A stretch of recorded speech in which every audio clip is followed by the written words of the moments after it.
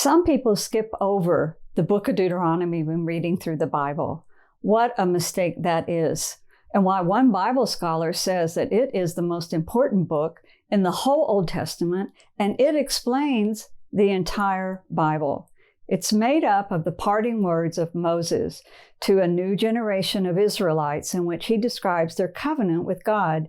It's a covenant between them and a loving God, and their obedience to its terms should come from a heart of love for Him. So welcome to this week's Shabbat Shalom devotional, when I seek to share a little inspiration and just bring a little peace to the close of your very busy week.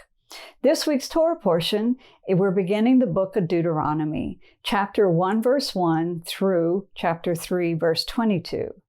We're beginning the last book of the 5 books of the Torah. Can you believe it? We've already come this far. The book is called Deuteronomy in English, which comes from the Latin for the second law. Sometimes it's called a repetition of the law, and sometimes people just jump over the book claiming it's nothing but repetition. What a mistake that is. This book and our weekly Torah portion is called Devarim in Hebrew. It means words, because the beginning verse says, "These are the words of Moses." So Deuteronomy is Moses' parting words to a new generation of Israelites in which he explains their covenant with God and the requirements of laws that are part of that covenant. He explaining the laws to the layperson, whereas earlier sections of Leviticus and Numbers were written for the priest. And he describes the covenant as just the most beautiful terms, pointing out that it is a covenant of love. It's like a marriage. And this is why God would take betrayal so personally.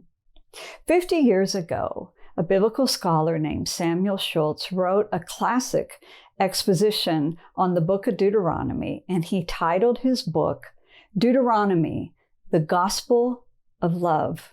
He emphasizes that Deuteronomy is not all about law or a judgmental God. Deuteronomy is the most important book in the whole Old Testament and the key to understanding the whole Bible. So, welcome to Deuteronomy and the words of Moses. Just one point I want to make today.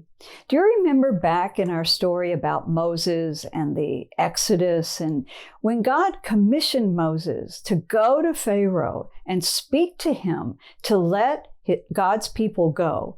Moses said in Exodus 4, verse 10, "Then Moses said to the Lord, 'O my Lord, I am not eloquent, neither before nor since you have spoken to your servant, but I am slow of speech and slow of tongue.'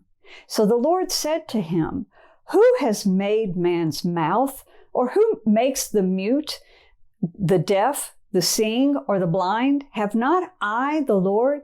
Now therefore go, and I will be with your mouth and teach you what you shall say.'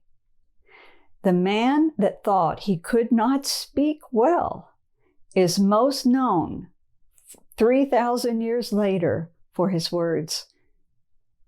He created, or he is credited for drafting the first 5 books of the Torah. And the last one, is named Devarim, referring to the words of Moses. While Moses was a part of many miracles, he is probably best known for his words, his teaching. What an encouragement to all of us.